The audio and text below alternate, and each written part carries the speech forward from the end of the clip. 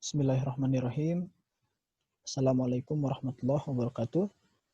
Perkenalkan, nama saya Muhammad Rifki Majid dari Prodi Teknologi Industri Pertanian, Fakultas Teknologi Industri Pertanian, Universitas Padjadjaran. Di sini saya akan berbagi sedikit ilmu yang saya dapat dari perkuliahan bioteknologi lingkungan. Mungkin saya akan menjelaskan secara dasar tentang penanganan limbah secara biologis pada industri gula. Oke, di sini ada nih infografik penanganan limbah di pabrik gula. Yang pertama ada poin jenis limbahnya itu sendiri. Yang kedua dari mana nih dihasilkannya. Poin ketiga berapa bebannya, penanganannya bagaimana, serta yang terakhir ada prinsip, mekanisme, serta hasilnya. Oke, sebelum ke poin yang tadi sudah saya sebut, kita baca dulu nih latar belakangnya. Jadi si pabrik gula merupakan salah satu industri yang menghasilkan limbah, baik limbah padat, gas, maupun limbah cair.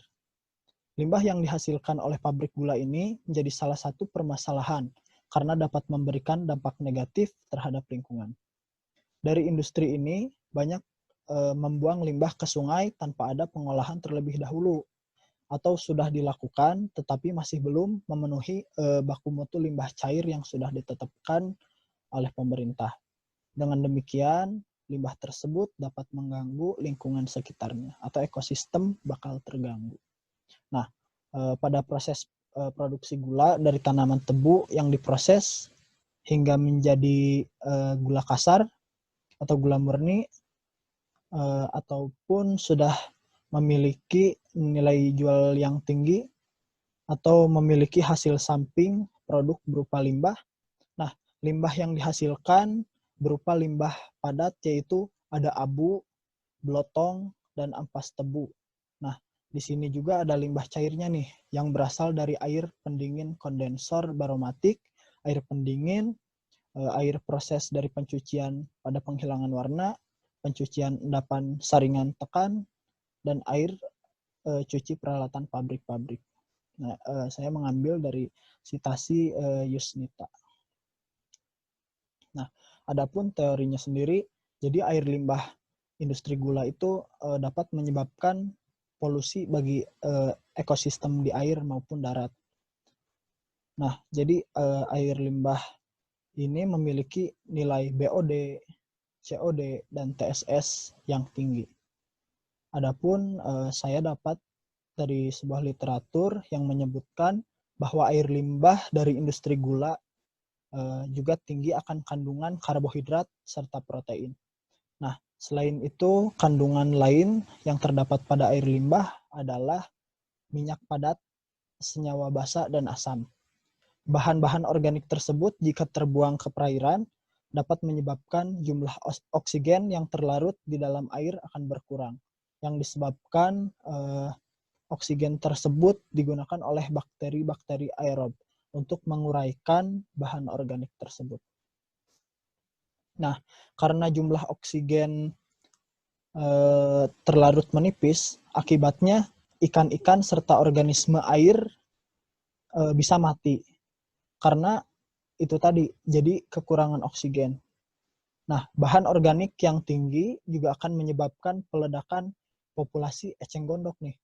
Dengan tingginya nutrien dan air limbah industri gula menyebabkan pertumbuhan eceng gondok yang dapat meledak dengan cepat.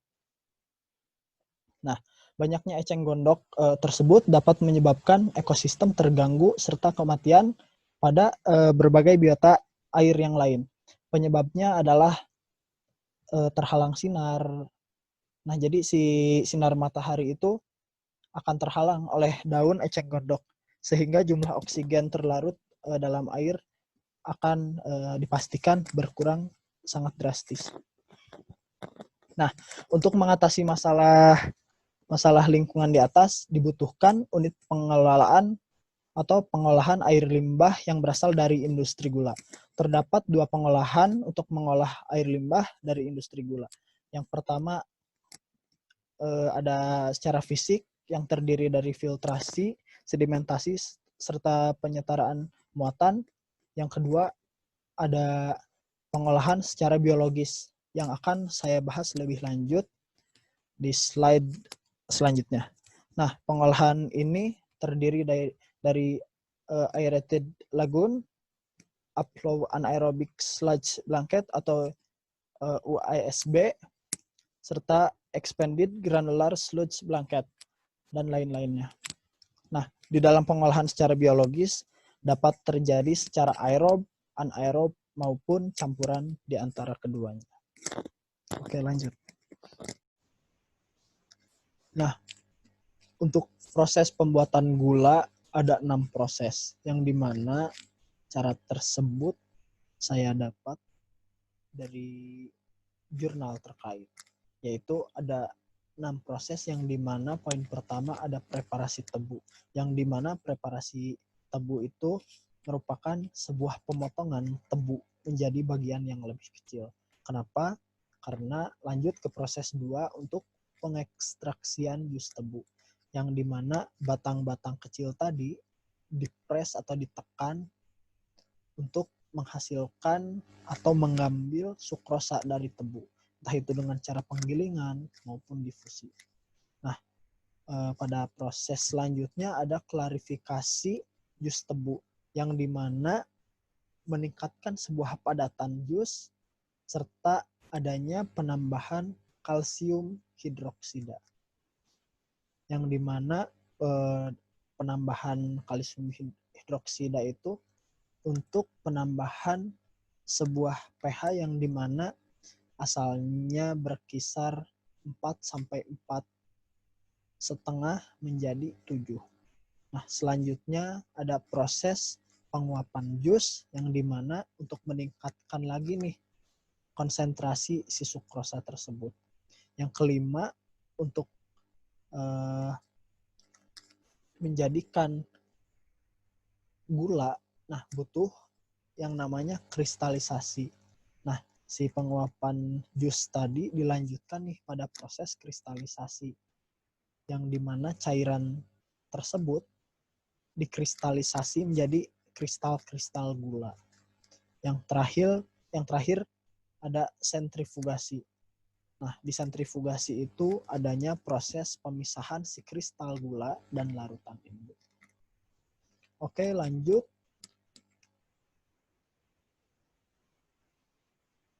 Nah, di sini ada siklus hidup gula sampai munculnya limbah. Bisa kita lihat ya, di sini ada tebu. Nah, ada tebu. Yang dimana prosesnya sudah saya jelaskan secara singkat di slide sebelumnya. Ada ekstraksi, lalu pemurnian, penguapan, kristalisasi, dan terakhir itu menghasilkan gula. Nah, di tebu itu pada proses yang namanya ekstraksi, nih, karena pada ekstraksi ada pengepresan untuk menghasilkan si cairan, sebuah cairan. Nah, ada limbah nih. Nah, limbah tersebut yaitu ampas tebu. Setelah ekstraksi adanya pemurnian. Nah, di pemurnian ada yang namanya blotong. Jadi blotong hampir mirip lah dengan ampas tebu, cuma si blotong itu lebih kasar teksturnya karena sudah dipres lebih lanjut lagi. Nah, pada limbah yang dihasilkan dari proses ekstraksi dan pemurnian, ada nih ampas tebu, blotong, masuknya itu ke limbah padat. Nah, si limbah padat bisa kita gunakan sebagai pupuk organik. Nah, kita lanjut di proses selanjutnya ada penguapan dan kristalisasi. Nah, pada penguapan sendiri muncul nih uap air. Pada kristalisasi muncul juga molases. Apa sih molases? Molases itu kayak titik-titik gula gitu, teman-teman. Nanti bisa teman-teman lihat di Google molasses itu apa kalau misalkan teman-teman mau cari lebih lanjut. Nah, pada proses penguapan dan kristalisasi, si limbah yang dihasilkan ada uap air dan molasses masuknya ke limbah cair. Nah, di limbah cair sendiri bisa menjadi pengairan atau untuk proses selanjutnya. Nah, limbah padat dan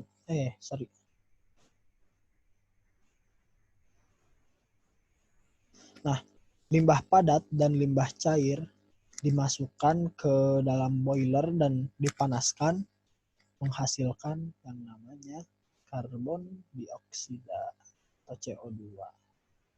Nah, untuk proses final kita dapat nih akhirnya gula setelah memisahkan limbah padat dan limbah cair. Oke, lanjut. Permasalahan limbah cair gula. Nah, yang saya dapat atau yang saya ringkas itu ada 3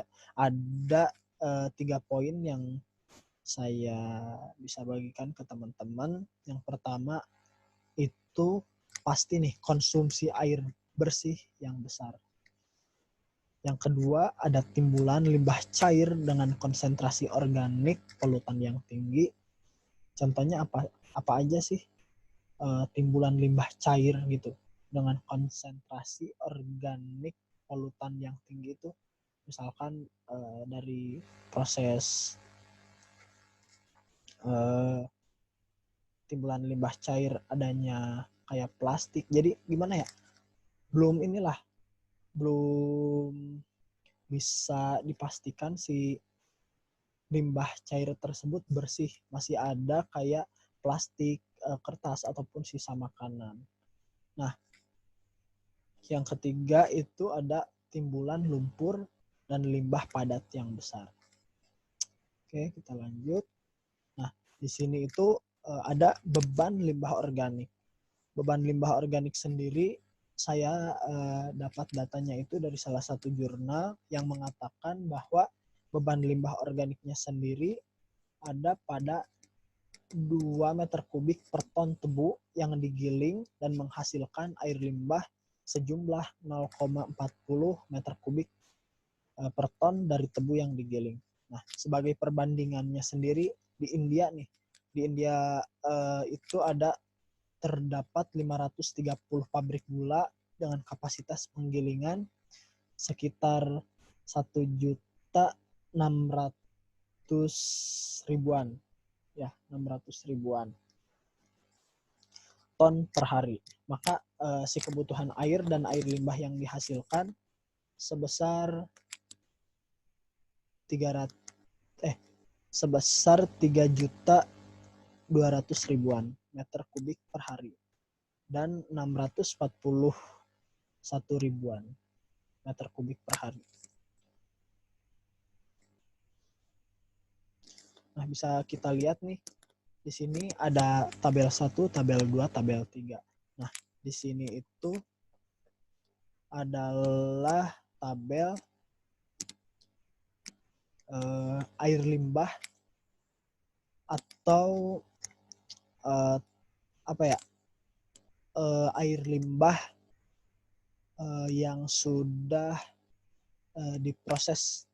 Jadi ada kayak input sama output.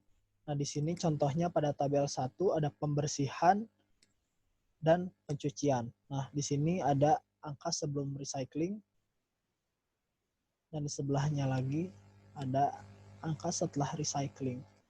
Misal kita lihat, saya juga di sini belum memahami lebih jauh sih teman-teman, cuma mau ngasih perbandingan aja nih sebelum dan sesudah. Angka yang disimpulkan kalau dari pembersihan dan pencucian itu menjadi lebih kecil. Nah, pada tabel 2 ada konsumsi air dalam industri gula. Nah, air yang di-recycle nih sebelum dan sesudah sama kayak tabel 1 sih.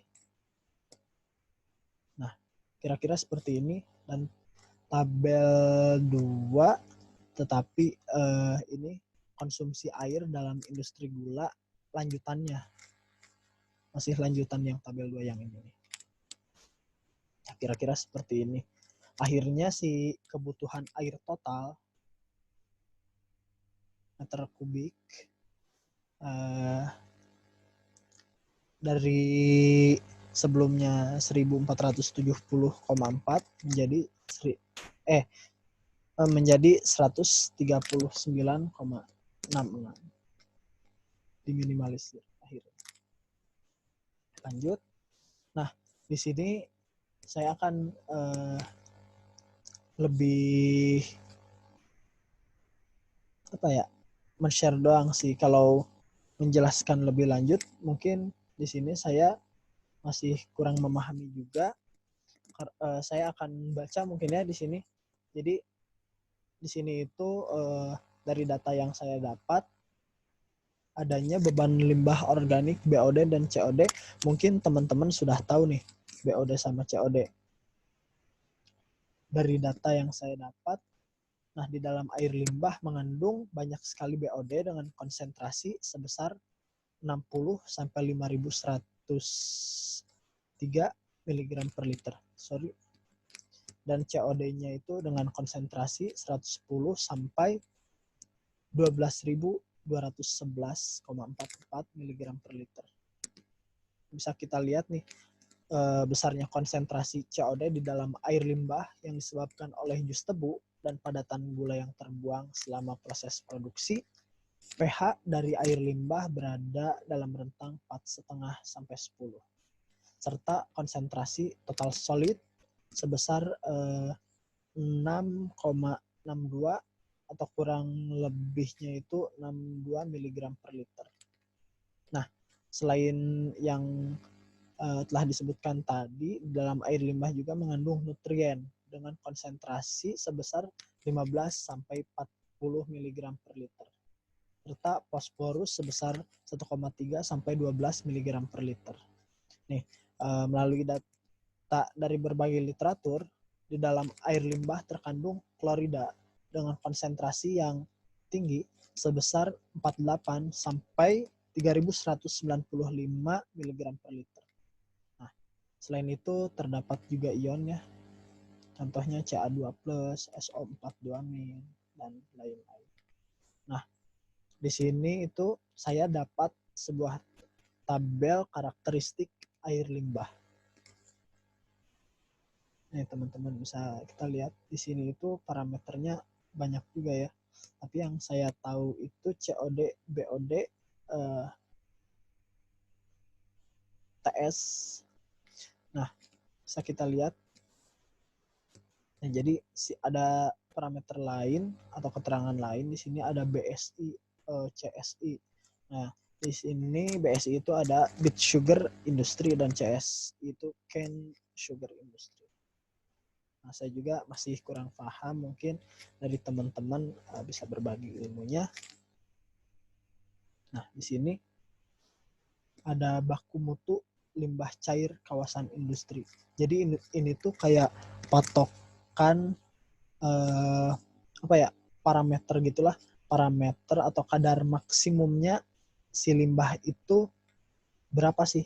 Misalkan beban pencemaran maksimum yang bisa kita buang tuh berapa sih? Contohnya di sini ada BOD 5, kadar maksimumnya itu dalam miligram per liter ada 50. BOD 5 50 mg per liter kadar maksimumnya. COD 100 mg per liter, TSS 200 mg per liter, serta pH-nya dalam rentan 6 sampai 9. Nah, si beban pencemaran maksimumnya dalam kilogram per hari nih 4,3 kg per hari untuk BOD 5, 8,6 untuk COD, dan 17,2 pada TSS. Oke, lanjut. Nah, di sini ada metode pengolahan ya teman-teman. Nah, metode pengolahan yang saya bahas tadi merupakan metode secara biologis. Nah, tapi di sini saya akan spesifikkan lagi. Di sini itu ada metode aerob ada metode anaerob, serta ada kombinasi aerob dan anaerob. Nah, di aerob sendiri ada proses atau pengaplikasian menggunakan laguna atau kolam. Nah, secara biologis merupakan kombinasi gitu, teman-teman. Nah, kalau anaerob bisa pakai upflow anaerobic fixed bed reactor ataupun yang lainnya. Nah, di sini saya akan bahas metode pengolahan secara biologis menggunakan kolam aerasi. Nah, bisa kita lihat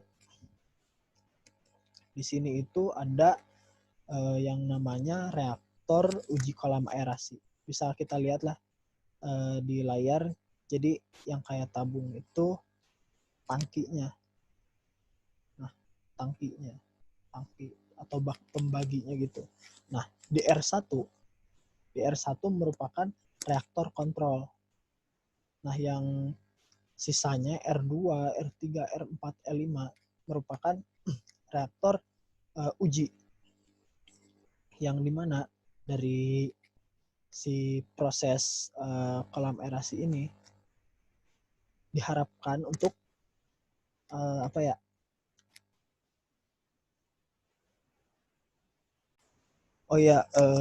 jadi si keseluruhan ini untuk membantu tahap aerasi yang dimana menghasilkan limbah atau lumpur yang baik. Jadi yang sesuai baku mutu. Oke, lanjut. Nah,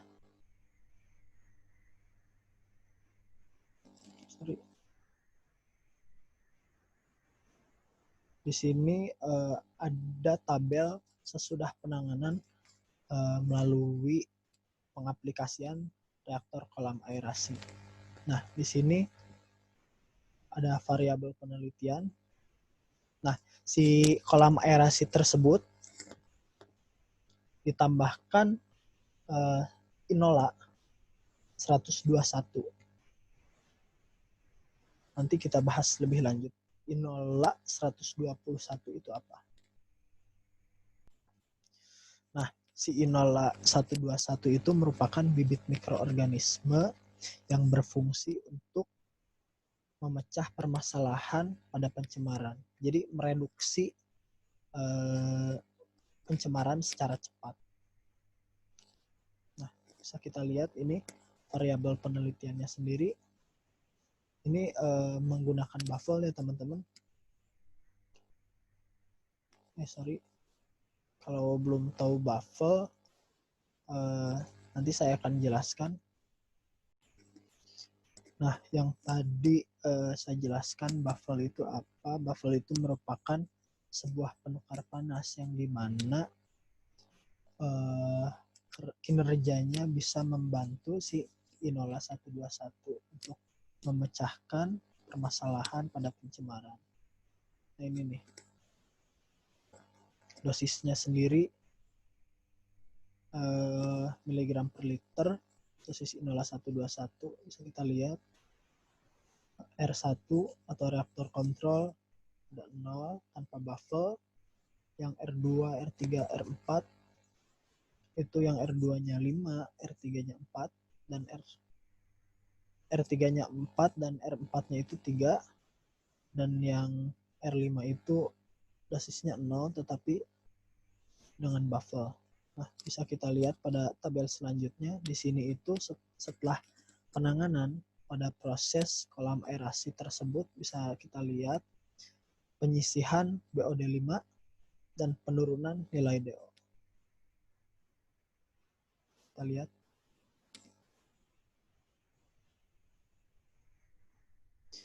Nah, lanjutnya itu pada tabel 3 pada penyisihan BOD5. Serta keempat, tabel keempat, presentase removal BOD5 dan penambahan TSS pada R5 terhadap persentasenya. Lanjut. Jadi kesimpulannya nih yang saya dapat nih, penelitian yang barusan itu memberikan hasil yang dapat disimpulkan sebagai berikut nih. Reaktor kolam aerasi tanpa menambahkan inola 121 cukup memberikan performa yang baik dengan persentase penurunan BOD5 sebesar 89,3%. Nah, penambahan variasi dosis inola 121 sebagai bakteri startup memberikan efisiensi yang lebih baik lagi nih, sebesar 91,3% pada dosis 5 mg per liter dengan TD atau time detention selama 2 hari. Bisa kita lihat ya. Bisa kita lihat pada dosis 5 mg per liter nih, pada ini nih, pada R2.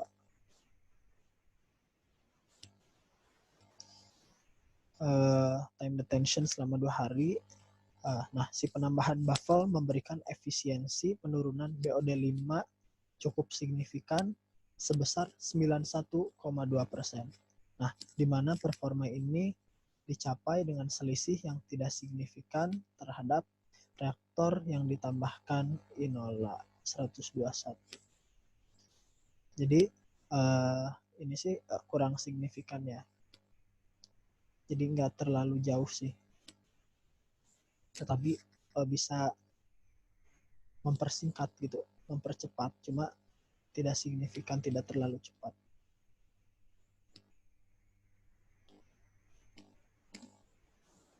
Nah, kesimpulan dari keseluruhan, dari pembahasan yang sudah saya lakukan di atas, didapat bahwa pengelolaan secara aerob dengan memakai pengaplikasian kolam aerasi dan reaktor uji dan kontrol yang berfungsi untuk membantu tahap aerasi, ada tipuannya, agar menghasilkan lumpur atau limbah yang lebih baik. Selain itu, metode ini juga membutuhkan biaya yang relatif lebih kecil dibandingkan dengan metode lainnya. Seperti yang saya sebutkan di slide-slide sebelumnya pada proses secara biologis dengan pengaplikasian anaerob. Nah, namun kelemahan metode ini nih tidak mampu untuk mengolah kandungan air limbah yang berupa lemak, minyak, dan efluen yang dihasilkan. Jadi perlu dilakukan pengolahan lebih lanjut lagi nih. Serta belum ada metode yang mampu menghilangkan secara 100% kandungan bahan organik yang ada di dalam air limbah. Nah, tetapi si pengolahan secara aerob juga menjanjikan, terutama dengan menggunakan SBR, dikarenakan dapat menghasilkan efisiensi penghilangan nutrien dan bahan organik yang tinggi. Nah, untuk mendapatkan efisiensi yang lebih tinggi, dapat menggunakan metode hibrida dengan menggunakan penggunaan membran serta metode pengolahan secara biologis, aerob dan anaerob. Bisa dikombinasi gitulah teman-teman. Dan pengolahan secara fisikokimia dengan metode hibrida. Nah, batasan-batasan masing-masing metode dapat diminimalisir. Nah, jadi kesimpulan yang saya dapat ini merupakan proses nge-compare gitu teman-teman. Tetapi si proses yang lainnya tidak saya jelaskan secara spesifik, jadi yang aerob saja. Mungkin untuk si jurnalnya sendiri bisa saya taruh di link deskripsi. Oke, hatur nuhun, cukup sekian dari saya. Terima kasih telah menyimak apa yang telah saya sampaikan. Mohon maaf sebesar-besarnya karena di sini saya masih belajar. Mohon bantuannya dan koreksinya teman-teman. Terima kasih. Wassalamualaikum warahmatullahi wabarakatuh.